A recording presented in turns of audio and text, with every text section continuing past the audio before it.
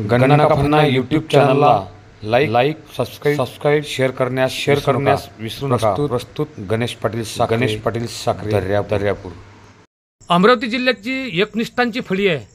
त्यामधलं एक नाव म्हणजे पंजाबरावजी तायवाळे, ज्यांची दोंडाव ते नगरसेवक आहेत आणि सध्याचे विद्यमान उपमहानगर प्रमुख आहेत।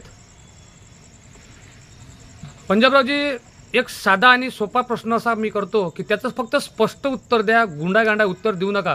कारण आजकाल तुम्ही शिवसैनिक जेव्हापासून महाविकास आघाडीमध्ये गेले तेव्हापासून उत्तर हे तुमचे गुंडाळल्यासारखे वाटतात।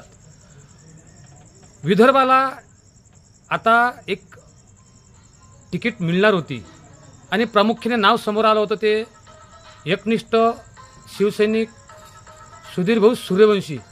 ते नाव डावलले गेल्यानंतर तुम्हाला कसं वाटलं? विदर्भामधून हे जे नाव जे आलेलं होतं एकनिष्ठ शिवसैनिकाचं, हे स्थानिक आमच्या शिवसेना नेत्यांकडून त्याने जे आमचे शिवसेनेचे माननीय उद्धवजी बाळासाहेब ठाकरे, जे आमचे कार्याध्यक्ष शिवसेना कार्याध्यक्ष आहे, त्यांच्या तोंडातून नाही आलेलं होतं। हे स्थायिक लोकांच्या पत्रकार बंधूच्या तोंडातून हे एक नाव आलेलं होतं का बा विदर्भातून एक कट्टर शिवसैनिकाला एक हे स्थान मिळावं। नाही, संपर्क म्हणून प्रमुख म्हणून एक सुधीर सूर्यवंशी हे नाव प्रामुख्याने समोर गेलेलं होतं। प्रामुख्याने हे नाव आलेलं होतं, पण माननीय उद्धव साहेब ठाकरे यांच्या तोंडातून नाही आलेलं होतं। मग त्यांना सध्या मिळेल नाही तर तुम्ही नाराज झालेले आहे काय? नाही, शिवसैनिक हा कधी पद न मिळाल्याचे नाराज नाही होत असतो। मग जे शिवसैनिक शिंदेकडे गेले ते शिवसैनिक नव्हते का? ते नाराज कसे काय झाले?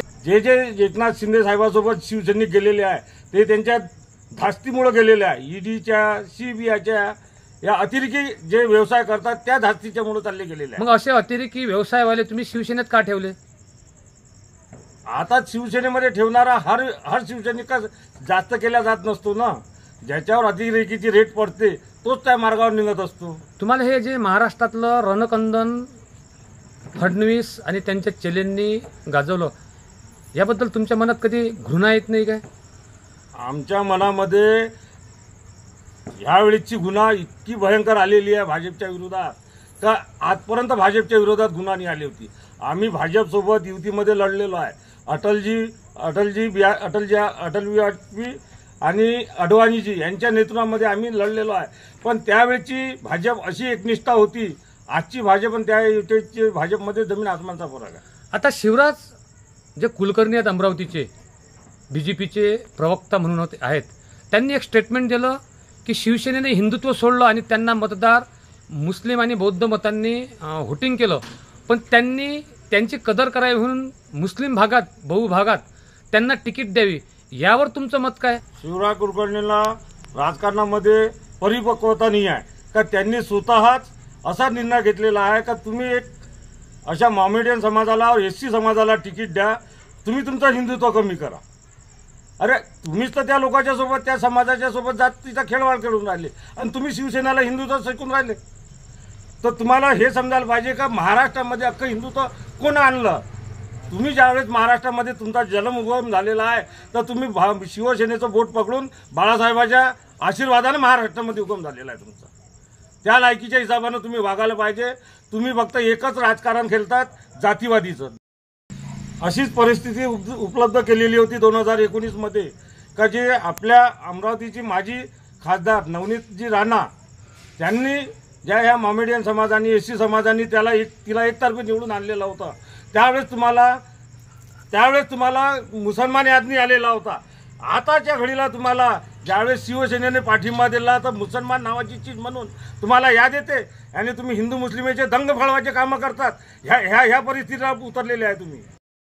हिंदू हृदय सम्राट बाळासाहेब ठाकरे यांनी त्यांच्या भाषणात सांगितलं होतं की मी एक वेळ पक्ष गुंडाळून सोडेल, पण मी काँग्रेसकडे जाणार नाही, असं बीजेपी वारंवार त्यांचे नेते भाषणात म्हणतात। अरे बीजेपीला समजायला पाहिजे स्वतःहून। हेच जे आपल्या देशाचे पंतप्रधान आहे, आपले जे देशाचे पंतप्रधान मोदीजी यांनी ज्यावेळेस मुफ्ती मोहम्मद सोबत युती मिळून सरकार बनवलेली होती त्यावेळेस त्यांचं हिंदुत्व कुठे गेलेलं होतं? आम्हाला शिकवतात का हे हिंदुत्व म्हणून काय आहे म्हणून? मुस्लिम लोकांच्या सोबत जाऊन हिंदुत्व करतात ह्याच देशाचा पंतप्रधान होता का ज्यावेळेस पाकिस्तानच्या पंतप्रधानाचा वाढदिवस असताना सकाळी सुटून प्लेननं जाऊन त्याची शुभेच्छा दिलेल्या होत्या. त्यावेळेस कुठं गेलं होतं हिंदुत्व भाजपचं? या अशा गोष्टी आम्हाला शिकवायच्या नाही. आमच्या बाळासाहेबाचं हिंदुत्व म्हटलं म्हणजे एकनिष्ठ हिंदुत्व आहे. आम्हाला हिंदुत्व शिकवायची भाजपला आवश्यकता नाही आहे. तुम्हाला काही असं वाटत नाही का की शिंदे गटातले लोक मालामाल होऊन राहिले आणि तुम्हाला या शिवसेनेतून शिंदे गटाकडे जावं म्हणून? शिंदे गटातले लोक मालामाल म्हटलं म्हणजे आता आजची परिस्थिती, चोरांची परिस्थिती कशी राहते, तात्पुरतं धन चांगलं राहते.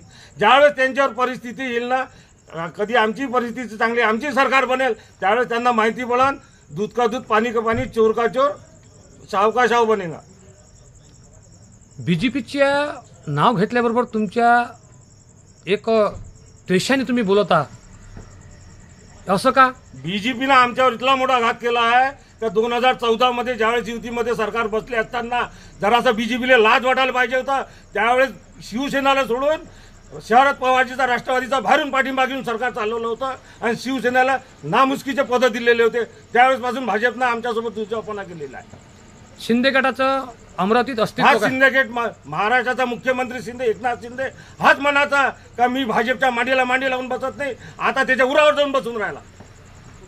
शिंदे गटावर जे गेले त्यांच्या नाराजीमुळे गेले का अजून कोणते त्यांचे व्यवसायामुळे गेले? काहीच नाही. त्यांनी ते त्यांच्या नाराजी फाराजीमुळे काहीच नाही आहे. ईडी सीडीच्या धाकाच्यामुळे गेलेले लोक आहे. यावेळेची परिस्थिती अशी निर्माण झालेली आहे का आम्ही अमरावती मतदारसंघातले 8च्या 8 मतदारसंघ आम्ही निवडून आणण्याची इच्छा केलेली आहे आणि 8ही मतदारसंघामध्ये आमची फुल तयारी झालेली आहे. असे तुमच्यावर सक्षम कॅन्डिडेट आहेत का? पुऱ्या 8ही मतदारसंघामध्ये शिवसैनिक तयार आहे लढाला आणि सक्षम कॅन्डिडेट बी आहे. तुमच्या अमरावती जिल्ह्यातले काही शिवसैनिकांचं म्हणणं असं आहे की अडसूळ यांनी सर्व अमरावती जिल्ह्यातल्या शिवसेनेचा सत्यानाश केला, हे कितपत योग्य आहे? बाबा, शिवसैनिकावर हा आरोप तर पहिले लागलेला नाही पाहिजे का कोणत्या अर्जुन साहेबांनी शिवसैनिकाला खराब केला का कोणी. जो बाळासाहेबाचा शिवसैनिक असेल तो कदाचित कोणाच्या बापाला खपत नसतो, तो कोणाच्या मर्जी मागं राहत नसतो. मी अडसूळ साहेब असताना, खासदार साहेब असताना, मी अडसूळ साहेबासोबत 10 वर्ष असताना, पण आता आम्हाला आमच्या बाळासाहेबाची ज्यावेळेस याद आली तर आम्हालाही संदेश आले होते, पण आमच्यासारखा शिवसैनिक कदापि कुठं घटला नाही. तुम्हाला कधी निरोप आले होते का? काही ढेर सारे निरोप आलेले होते, इथल्यापर्यंत का पैशासहित निरोप आलेले होते. पण तुम्ही डगमगले का? नाही. बाळासाहेबाचा शिवसैनिक हा खरा शिवसैनिक असतो. हा कधी कोणाच्या प्रेशरच्यामुळे डगमगत नसतो. येणाऱ्या काळात तुम्ही अमरावती जिल्ह्यातले नेते जसे एक संघ राहिले होते नवनीत राणाच्या विरोधात, तसे विधानसभेला एक संघ राहतील का? उद्धव साहेबांनी सांगितलेलं आहे आम्हाला का महाविकास आघाडीमध्ये जे आपण काम करणारे आहे, आम्हाला जो आमचे कार्यप्रमुख आदेश देईल तो आम्हाला मान्य आहे. मुख्यमंत्री महाराष्ट्राचा कोण व्हावा अशी आपली अपेक्षा? आमच्या तळागाळातून मनापासून आमचा एकच आहे, उद्धव बाळासाहेब ठाकरे हे महाराष्ट्राचे मुख्यमंत्री व्हावं. धन्यवाद. हे होते पंजाबरावजी तायवाळे, 2 वेळचे नगरसेवक. त्यांचं वय जरी उतरणीला लागत असेल पण त्यांची प्रखर वाणी आपण पाहिली आहे. धन्यवाद भाऊ.